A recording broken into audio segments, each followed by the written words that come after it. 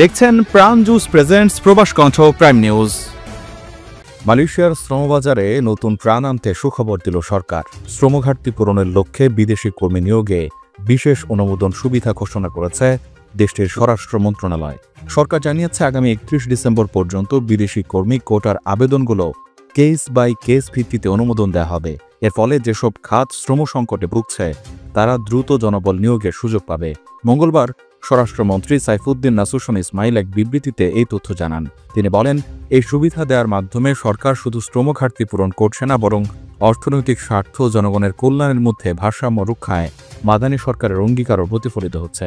Kuala Lumpur, সেলাঙ্গোর সহ সমগ্র মালয়েশিয়ায় জনবল নিয়োগ দিচ্ছে প্রাণ মালয়েশিয়া। আগ্রহী প্রার্থীকে অবশ্যই এইচএসসি বা সমমান পাশ হতে হবে। মোটরসাইকেল চালনায় পারদর্শী বৈধ ভিসাধারী প্রবাসীরা আজই হোয়াটসঅ্যাপ করুন এই নম্বরে। এই বিশেষ সুবিধা 3টি প্রধান খাত ও 10টি উপখাতে প্রযোজ্য হবে। প্রধান 3টি খাত বৃক্ষরোপণ, কৃষি, খনি ও খনন।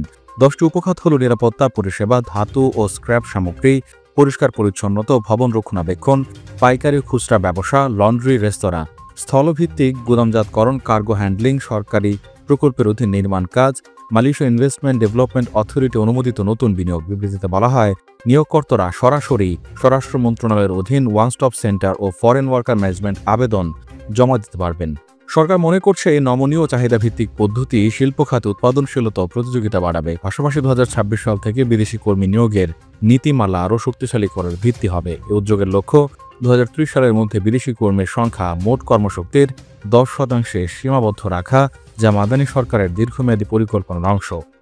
প্রবাস কণ্ঠ নিউজ ডেস্ক। মালয়েশিয়ার পেনাং, কেদা এবং পেরাক রাজ্যে জনবল নিয়োগ দিচ্ছে প্রাণ মালয়েশিয়া। আগ্রহী প্রার্থীকে অবশ্যই এইচএসসি বা সমমান পাশ হতে হবে। মোটরসাইকেল চালনায় পারদর্শী বৈধ ভিসাধারী প্রবাসীরা আজই হোয়াটসঅ্যাপ করুন এই নম্বরে।